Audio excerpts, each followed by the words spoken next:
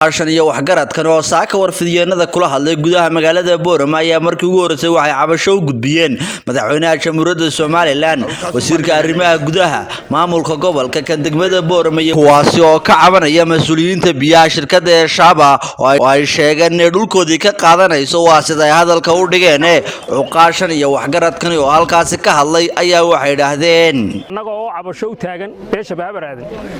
beerta reer daahir cilmi waa laga jaray guud 250 kilomitir 250 mitir ayaa laga jaray maantana 250 kale ayay doonaysaa Shabo inay ku darsato waxaan leenahay madaxweynaha Soomaaliland Muuse Biixi Cabdi madaxweyne ku xigeenka Cabdiraxmaan Saylici beerta dantii guud waa laga jaray hadaanu nahay beesha baabaraadin waan ka dagaalamanaa wixii dambe waxaan kaloon السلام عليكم ورحمة الله وبركاته مدشان شرفت لما أنت وحنو إسكوجو نمد فيرت المظاهر علمي أو هرد أنتي جود لوجا جويي مدحوينك حجينك سيلعي يعد ولا بوقتهاي وحنا كان باع وقدرنا مدحوينها كانك عيدانك علماء أو دينك dhammaan iyo hay'adda UNICEF waxaan halkan baaq uga diranaa in beerta dantii guud hore looga gooyay wixii dambe ee halka imiga ciidan lagu bixiyo xoog iyo awooda hay'adda UNICEF siiba waxaan u sheeganaa in aanay faragelin ku samayn maanta laga bilaabo haddii ay halka faragelin dambe ay la yimaadaanna dil baa ka yaala dhammaan culimada diinka aw ugu horeeyo Sheekh Cabdillaahi Sheekh Cali Jawhar oo marxaati ka ahaa dhammaantood inta waxaan baaq ugu diranaa si ballaaran oo mugle haddii hawsha si degdeg ah looga qaban waayo wixii ka dhaca Soomaaliland ba ka mas'uula intii koobaad shir jareedan ka hadlo taariikh ahaan hadan dib ugu yar noqdan yaro naqan dadka halkan jooga waxay ka mid yihiin labadii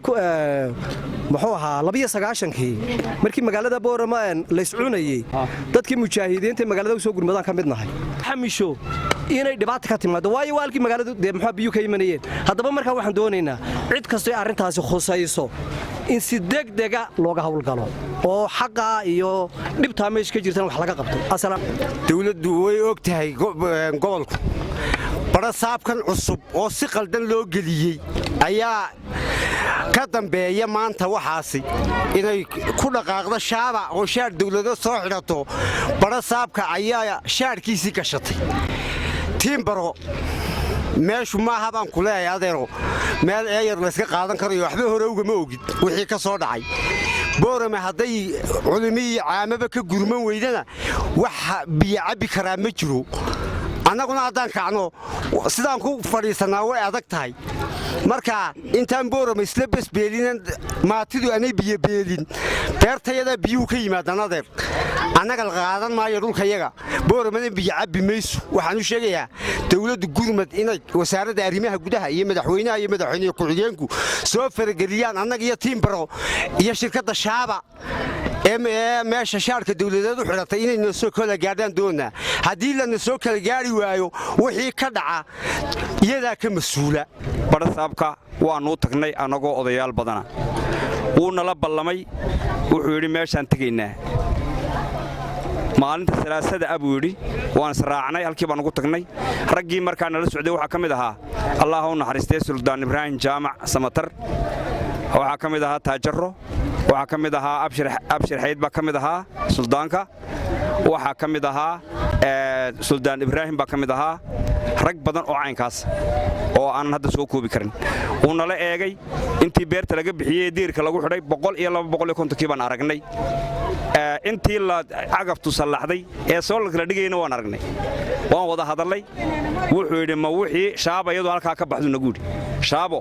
iyadoo ha ka baxda khadka shaqo kuma leeyahay yiri aniga ayaad igala xiriiraysiin bixii xuduudda ka baxsan ee beertu leedahay waan bixinanaa lacagteeda waxa dhacday markaasi waayahay baan sidii baan ku kala tagnay waxa markaa ay laba ahayd anu deegaankaasaan deganay halkaasaan ku dhawahay halka beertu ay tahay wuxuu baan ka sokeeyaa waxaan ka war helay tiyo meesha laga shaqeynay dhawaan yar marka sanad iyo wuxuu ka soo wareegtay marka waxa weeyaan in balqaadka la fuliyo mas'uuliyiinta fulisa horta waa kow taasa fiican dad kale iyo dad kale oo dhan loo garanayo oo ammaanana ka shaqeysa sax ku tahay hay'adda UNICEF-na waxaan ugu baaqaynaa in arrintaasi faraha kala baxdo oo ay ka noqoto waxaan walaalayaal sheegaynaa oon imika sheegaynaa oon ku celinaynaa in arrintaasi hoos loo eego oo wax nagala qabto ay beertaasi hawl weyni ka dhaxday bari hore markii Allah u naxariistay Maxamed Xaji Ibrahim Cigaal noolaa oo qaraxday oo halkan miskiidada laga galay oo Allah soo qabta baabiraadan Allah soo qabta la hayay maantay ka darantay waxa loo qeynaya oo shaar dawlad sidata shirkadda Saabalayda oo beertii 3 meelood oo kala meel ah goosatay haysatana annagoo waan ku dhimanaa darbi aanan ogolayn solar aanan ogolayn